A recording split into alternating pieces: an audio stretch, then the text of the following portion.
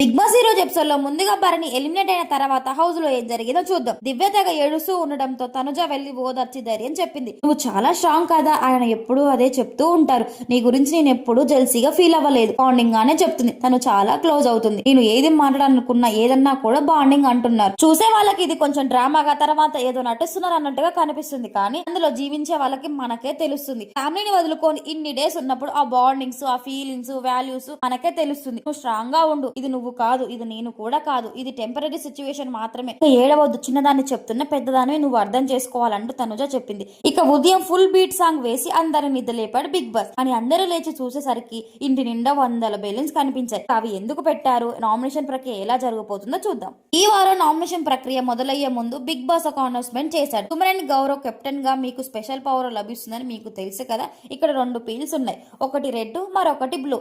ఒక్కో పీల్ వేర్వేరు శక్తిని కలిగి ఉంటాయి. ఇప్పుడు మీరిద్దరు మీకు కావాల్సిన పీల్ ని ఎంచుకోండి అని బిగ్ బాస్ చెప్పారు. అయితే సుమన్ గౌరవ్ ఇద్దరు బ్లూ పీల్ కావాలని కాసేపు వాదించుకున్నారు. ఇంకా చివరికి సుమన్ అన్న రెడ్ తీసుకోగా గౌరవ్ బ్లూ సెలెక్ట్ చేశాడు. కానీ తీరా ఓపెన్ చేసి చూస్తే సుమన్కి లెక్క కలిసి వచ్చింది. సుమన్ మీకు సేవ్ యు ఆర్ సేవ్ వచ్చిన కారణంగా మీరు ఈ వారం నామినేషన్ నుంచి సేవ్ అయ్యారు. గౌరవ్ మిమ్మల్ని ఇంటి సభ్యులు నామినేట్ చేసే అవకాశం ఉంది, కానీ మీకు సేవ్ సమ్మన్ వచ్చింది కాబట్టి ఆ పవర్ మీరు ఎప్పుడు ఉపయోగించాలో నేను సమయం వచ్చినప్పుడు చెప్తా అని బిగ్ బాస్ అన్నాడు. కాసేపటికి బిగ్ బాస్ నామినేషన్ ప్రక్రియ షురూ చేశారు. ఈ వారం నామినేషన్ ని శంఖావారాన్ని ఇమ్ము అండ్ ఆయుష పూర్తి చేశారు. ఎందుకంటే ఇమ్ము తన దగ్గర ఉన్న పవరస యొక్క 2వ శక్తిని ఈ పవర్లో ఉపయోగించారు. అలాగే ఆయుష ఈ ఇంట్లోకి అడుగుపెట్టినప్పుడు తనకి లభించిన నామినేషన్ పవర్ ని ఇప్పుడు ఉపయోగించారు. ఈ పోరులో యుద్ధ భూమి ఈ ఇల్లే. బిగ్ బాస్ ఇల్లు వేలది బెలూన్లతో నిండి ఉంది. అక్కడున్న కొన్ని బెలూన్స్ లో నామినేషన్ టికెట్లు దాగి ఉన్నాయి. ఆ టికెట్స్ పొందిన వారికి ఈ వారం నామినేట్ చేయడానికి కావాల్సిన వివిధ శక్తులు లభిస్తాయి. ఇమాన్యుల్, మీరు ఈ బెలూన్స్ అన్నిటిని పగలగొట్టి వీలైనంత ఎక్కువ టికెట్స్ పొందడానికి ప్రయత్నించారు. ఎవరు ఎన్ని టికెట్స్ పొందారనేది స్పష్టమైన తర్వాత అందులో ఉన్న పవర్ ని ఎవరితో పంచుకోవాలో మీరే నిర్ణయించుకోవాల్సి ఉంటుంది. అవి మీకోసం ఉపయోగించవచ్చు లేదా ఇంటి ఇతర సభ్యుల కోసం ఇచ్చి వారు ఈ వారం నామినేట్ చేయడంలో సహాయపడొచ్చు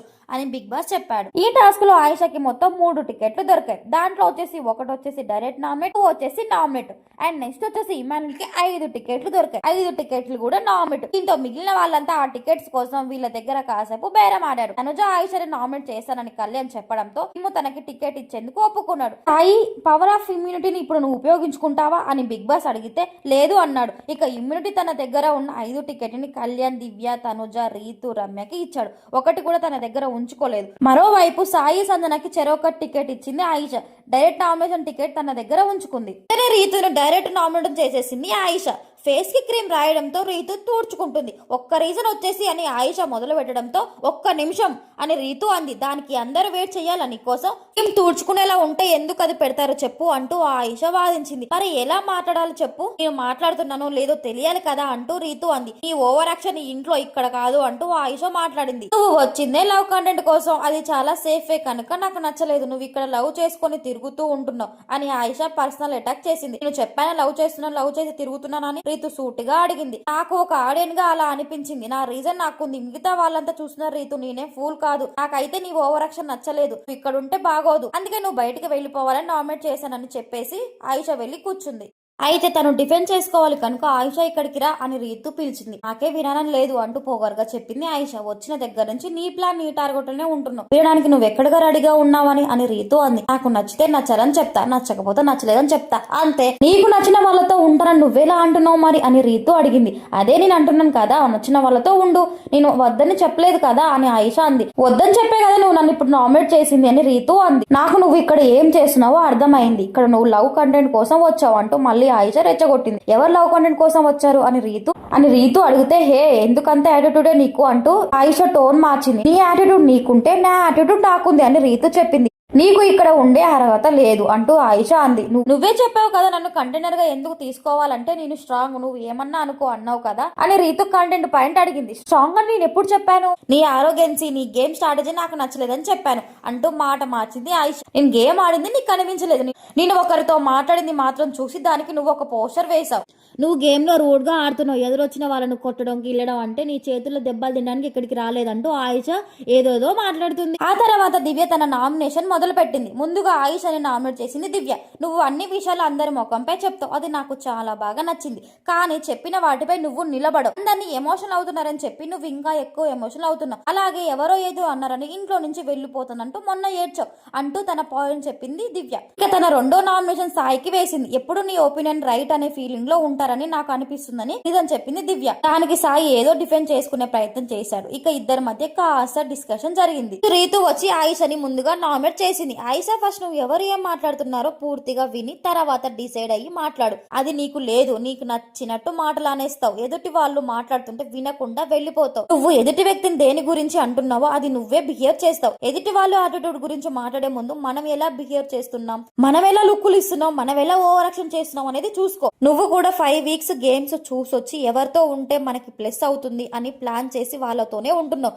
ఎప్పుడు ఎవరు లవ్ ట్రాక్స్ పెట్టుకోవడానికి బిగ్ బాస్ కు రారు. వచ్చాక కలెక్షన్ ఫామ్ అవుతే ఉంటారు అంతే అని రీతు చెప్పింది. దానికి ఆయిషా వెటకారంగా నవ్వడంతో నీ నవ్వు తీసుకెళ్లి నువ్వు ఎక్కడైనా పెట్టుకో, నా దగ్గర కాదు. నువ్వు ఫస్ట్ గేమ్ ఆడి తర్వాత ఇంకొకరి గేమ్ గురించి మాట్లాడు అంటూ రీతు ఫైర్ అయింది. దానికి ఇంకొక వారం ఉంది కదా చూడు గేమ్ అంటూ ఆయిషా అంది. నీ గేమ్ ఆల్రెడీ నేను ఒక వారం చూశాను కదా, కామెడీగా ఉంది. ఎప్పుడు ఎక్కడ గొడవ పెట్టుకుందామని చూస్తుంటావు. గిన్నెల దగ్గర గొడవ పెట్టుకుందామా, అక్కడ గొడవ పెట్టుకుందామని చూస్తుంటావు అని రీతు రెచ్చగొట్టింది. నీలేగా సేఫ్ ఆడి లవ్ కంటెంట్ కోసం ఇక్కడికి రాలేదు అని ఆయిషా మొదలు పెట్టింది. నువ్వు సేఫ్ గా ఆడుతున్నావు అని రీతు వాదించింది. నీ ఏడుపు కూడా ఫేక్, నువ్వు ఏడుసే కన్నీళ్ళు కూడా బయటికి రావు అంటూ ఆయిషాను అంది. కళ్ళు లేవా, కనపడలేదా నీకు అంటూ రీతు అనేసరికి సరేలేరా అయిపోయిందిగా పో అంటూ ఆయిషా చెయ్యి చూపించింది. నువ్వెవరో చెప్పడానికి పో అని అంటూ రీతు అరిచింది. సరే మాట్లాడైతే అంటూ ఆయిషా అంది. ఇదిగో ఈ యాటిట్యూడ్ మార్చుకుంటే బాగుంటుంది, నోరు మూసుకొని ఉండు అని రీతు చెప్పింది. ఈ మాటతో ఆయిషా రేజ్ అయింది. నోరు మూసుకొని ఉండు అని నువ్వు నాకు చెప్పడానికి లేదు. నోరు మూసుకొని నువ్వు నాకు చెప్తావా? నాకు కావాల్సిన మర్యాద నాకు కావాలని ఆయిషా మీదికి వెళ్ళింది. మరి నువ్వెవరు నాకు చెప్పడానికి అక్కడికి వెళ్లి కూర్చో అని అంటూ రీతు అంది. ఏయ్ నువ్వెవరే అంటూ ఆయిషా ముఖంలో ముఖం పెట్టడంతో ముందుకొస్తే ఏమీ కాదు అంటూ రీతు చెప్పింది. ఇలాంటి వేషాలు నా దగ్గర వద్దు, నోరు మూసుకో, ఎలా చెప్తావే నాకు అంటూ ఆయిషా కాసేపు వాదించింది. నువ్వు పెద్ద మహారాణివి, మరి నువ్వు చెప్పినట్టు వినడానికి అని రీతు అంటే ఇంకేమైనా ఉందా, కొత్తగా ఉందా అంటూ ఎటకారంగా మాట్లాడింది ఆయిషా. దీంతో నువ్వు చూపించు కొత్తగా అని రీతు అంటే నువ్వు చూపించవే, వెళ్ళి కూర్చో, నువ్వు వెళ్ళి కూర్చోవే అంటూ ఇద్దరు పొట్టుగా తిట్టుకున్నారు. ఇక తన రెండో నామినేషన్ రామును సెలెక్ట్ చేసింది రీతు. నువ్వు నాకు ఈ మధ్య ఎక్కడా కనిపించడం లేదు అంటూ రీతు అంది. దానికి రాము చాలాసేపు వాదించాడు. ఇలా మిగిలిన నామినేషన్ అన్ని ముగిసేసరికి లాస్ట్ లో 9 మంది చేరారు. ఆయిషా, రీతు, కళ్యాణ్, సంజన, దివ్య, తనుజ, రమ్య, రాము, సాయి నామినేషన్ లో ఉన్నారు. దీంతో కెప్టెన్ గౌరవ్ దగ్గర ఉన్న సేవింగ్ ఆన్ పవర్ ఉపయోగించాలని బిగ్ బాస్ చెప్పాడు. గౌరవ్ ఒక్క నిమిషం కూడా ఆలోచించకుండా ఆయిషాని సేవ్ చేశాడు. దీంతో ఆయిషా నామినేషన్ నుంచి సేవ్ అయిపోయింది. వెంటనే వెళ్లి గౌరవ్ని థ్యాంక్ యూ అంటూ హగ్ ఇచ్చింది. ఇలా నామినేషన్ పూర్తయ్యేసరికి 8 మంది లిస్ట్ లో ఉన్నారు. కళ్యాణ్, సంజన, దివ్య, రాము, రీతు, తనుజ, రమ్య. ఈసారి నామినేషన్ లో ఉన్న వాళ్ళలో ఎవరు ఎలిమినేట్ అవుతారో నాకైతే కామెంట్ చేయండి. ఇలాంటి బిగ్ బాస్ వీడియోస్ కోసం నా ఛానల్ అయితే సబ్స్క్రైబ్ చేసుకోండి. Thank you for watching.